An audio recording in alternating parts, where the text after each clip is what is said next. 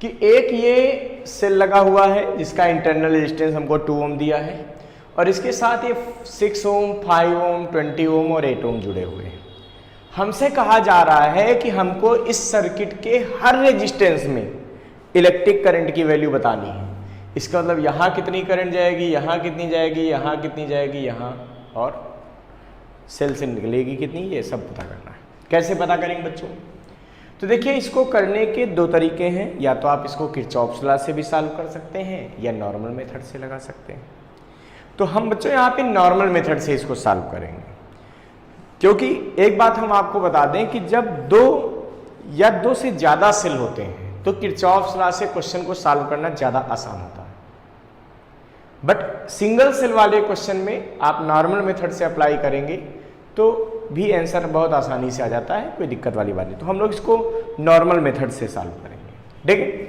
तो बेटा सबसे पहला काम होगा इस क्वेश्चन में, हमको चूंकि हर जगह करंट बतानी है, तो पहला काम ये होता है इस पूरे सर्किट का रेजिस्टेंस आप फाइंड कर लीजिए।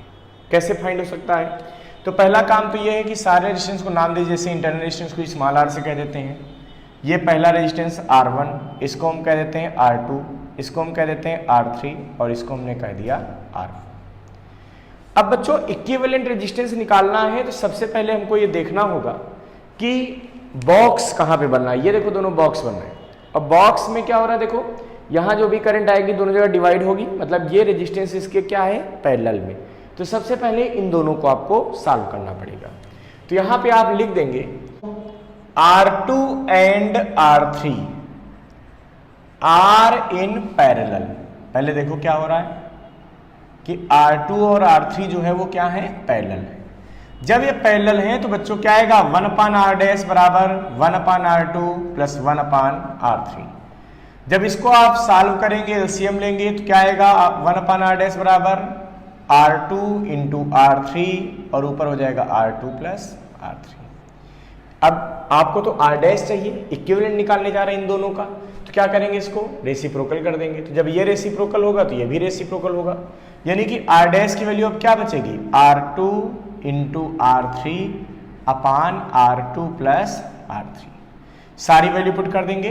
R2 कितना है 5, R3 कितना है बेटा 20, अपान में R2 यानी कि 5 प्लस 20। जब इसको आप सॉल्व करेंगे तो R डैश की वैल्यू आ जाएगी 100/25 मतलब 4 ओम।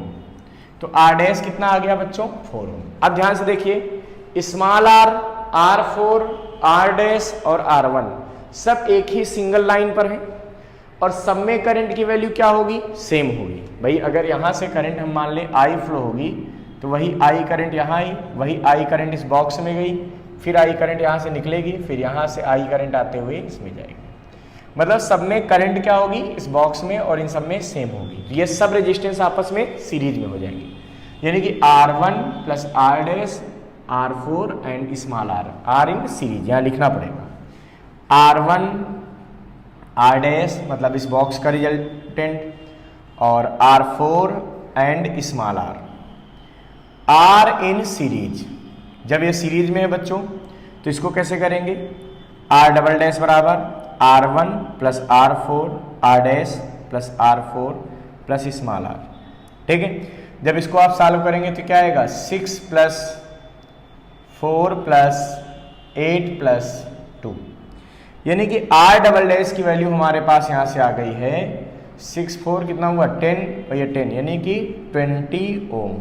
ये इक्विवेलेंट रेजिस्टेंस आ गया पूरे सर्किट का। सो I net current of circuit I, तो I इक्वल टू क्या हो जाएगा, तो टोटल EMF अपान टोटल रेजिस्टेंस। टोटल रेजिस्टेंस क्या निकाला अभी हमने, R डबल डैश। तो I की वैल्यू बच्चों यहां से आ जाएगी टोटल EMF 120 अपान R double dash. R double dash कितना निकला है 20, यानी सॉल्व करेंगे 6 एम्पियर। तो देखो बच्चों इसमें कितनी करंट जाएगी 6 एम्पियर, इसमें कितनी जाएगी 6 एम्पियर, मतलब 2 आंसर आपको मालूम चल गए। अब मेन इनमें आंसर आपको पता करना है। तो इस सिचुएशन में क्या करते हैं बच्चों, डिवाइड कर देते हैं, कुछ करंट भाई यहां जाएगी कुछ यहां जाएगी। हम मान लेते हैं इधर करंट गई I1, इधर कितनी करंट गई I1। टोटल I कितनी थी बच्चों, देखो 6 एम्पियर, टोटल आई जो करंट आ रही है वो कितनी आ रही है 6 एम्पियर। तो 6 एम्पियर का कुछ पार्ट यहाँ चला गया तो नीचे कितना जाएगा, तो 6 में से घटा दो भाई जो जा रहा है उधर, 6 माइनस I1, तो नीचे करंट कितनी जाएगी बेटा 6 माइनस I1। अब देखिए करंट जब भी डिवाइड होती है तो आपको पता है वो एक रूल को फॉलो करती है, क्या, दोनों पार्ट के पोटेंशियल डिफरेंस सेम हो जाते हैं। इस तरीके से डिवाइड करती है कि दोनों पैरेलल हो गए, मतलब दोनों का पोटेंशियल डिफरेंस क्या हो गया, सेम। इसका मतलब ऊपर का पोटेंशियल डिफरेंस और ये नीचे का पोटेंशियल डिफरेंस सेम। तो लिख देंगे कि फॉर R2 एंड R3, तो R2 और R3 रेजिस्टेंस के लिए अगर हम बात करें तो I into R2, I1 into R2 बराबर 6 minus I1 into R3। Value put कर दो भाई, I1 इंटू R2 की value 5, 6 minus I1 into R3, R3 की वैल्यू कितनी है बेटा 20। इसको थोड़ा सॉल्व करेंगे तो क्या आएगा हमारे पास, देखो 5I1 ठीक है इज इक्वल टू 120 माइनस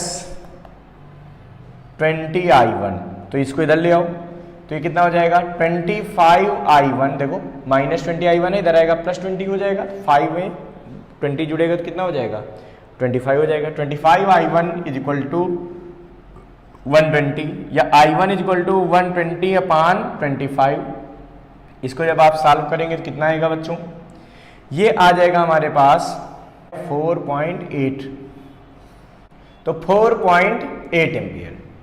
इसका मतलब I1 आ गए 4.8 एम्पियर, तो 20 ओम में कितनी करंट हो जाएगी,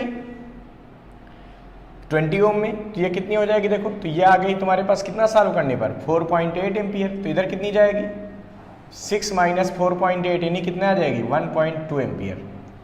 इसका मतलब अब हमें सारे रेजिस्टेंस में करंट मिल गई। R1 में कितनी हुई I की वैल्यू 6 एम्पियर, R2 इसमें 5 ओम में कितनी गई 4.8 एम्पियर, R3 यानी कि 20 ओम में कितनी गई 1.2 एम्पियर, और R4 8 ओम में कितनी गई I का मतलब 6 एम्पियर। तो ये सारे रेजिस्टेंस में हमने करंट फाइंड कर दी विदाउट किरचॉफ्स लॉ। बाद में हम ये क्वेश्चन आपको नेक्स्ट वीडियो में किरचॉफ्स लॉ की हेल्प से भी सॉल्व करके दे देंगे, ठीक है। इसको फटाफट नोट कर लीजिए बच्चों।